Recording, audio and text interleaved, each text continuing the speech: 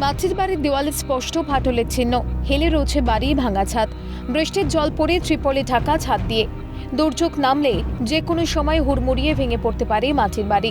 ফুচকা বিক্রি করে কোনো রকমের সংসার চলে দুর্গাপুরের কাঁকসার বিষ্ণুপুরের দম্পতির। সঞ্চয়ের টাকায় দুই মেয়ের বিয়ে দিয়েছেন, বাড়ি করার জন্য টাকা কোথায় পাবেন? বাধ্য হয়ে ভাঙাচোরা ঘরে দিন যাপন করছেন। অভিযোগ, বেশ কয়েকবার আবাসের বাড়ির জন্য আবেদন করেছিলেন কিন্তু মেলেনি। বাড়ি ভেঙে গেছে আর চারিদিকে ফেটে গেছে, তারপরে জল পড়ছে বাড়িতে, চারিদা ধস ছেড়ে গেছে বাড়িটা। কিসের বাড়ি আপনার? আমরা মাটির বাড়ি। আবেদন করেছিলেন আবাস যোজনা? মাটির বাড়ি রয়েছে, আপনারা দেখুন, দেখে যান একবার আমার অবস্থা আছি আমি।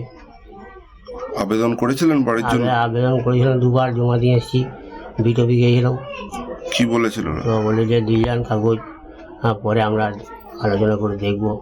ঘর ভেঙে গিয়েছে, ঘরে ঝড় হলে ঘর দোলে, ঘরে থাকতে পারি না, ঘরে চরম ভয় লাগে। তা আমরা কী করে থাকবো? আমরা তো গরিব মানুষ, ঘর করতে পারবো না, আমাদের কোনো ব্যবসা বাণিজ্য নেই, ছেলে নাই, আমরা খুঁজতে ব্যবসা করে খাই। তা আমরা সাহায্য করলে আমরা ঘর করবো কী করে? কি হচ্ছে? মাটির বাড়ি ভেঙে পড়ছে, মাটির ধস ছেড়ে ছেড়ে পড়ছে, চারিদিকে ফাট নিয়ে নিয়েছে। ভয় লাগে বৃষ্টি হলে? হ্যাঁ, বৃষ্টি হলে ভয় লাগে, বৃষ্টি হলে জলও পড়ে। খোঁজ নিয়ে দেখা হবে আশ্বাস দিয়েছেন কাঁকসা পঞ্চায়েত সমিতির সভাপতি ভবানী প্রসাদ ভট্টাচার্য।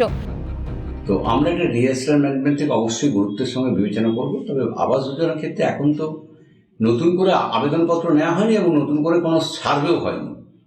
তো আমরা ওখানকার পঞ্চায়েতকে, স্থানীয় যে পঞ্চায়েত আছে পঞ্চায়েতকে বলবো বিষয়টি এখনই দেখার জন্য, এবং তার জন্য যতটুকু করার দরকার সেটা আমরা প্রশাসন থেকে অবশ্যই করবো, চেষ্টা করবো করার। অন্যদিকে সমালোচনায় সরব বিরোধীরা। যতদিন এই তোলাবাজ সরকার থাকবে, মমতা ব্যানার্জির রাজত্ব থাকবে, ততদিন কাটমানি খেয়ে আর গরিবরা বঞ্চিত হয়ে থাকবে, আর চোর মাফিয়াদের রাজত্ব চলবে। প্রশ্ন, এই অসহায় মানুষগুলোর কথা ভাববে কে? চিরকাল কি সরকারি সুযোগ সুবিধা থেকে ব্রাত্য হয়েই থাকবেন তারা? দুর্গাপুর থেকে রাজেশ সেনগুপ্তের রিপোর্ট, ক্যালকাটা নিউজ।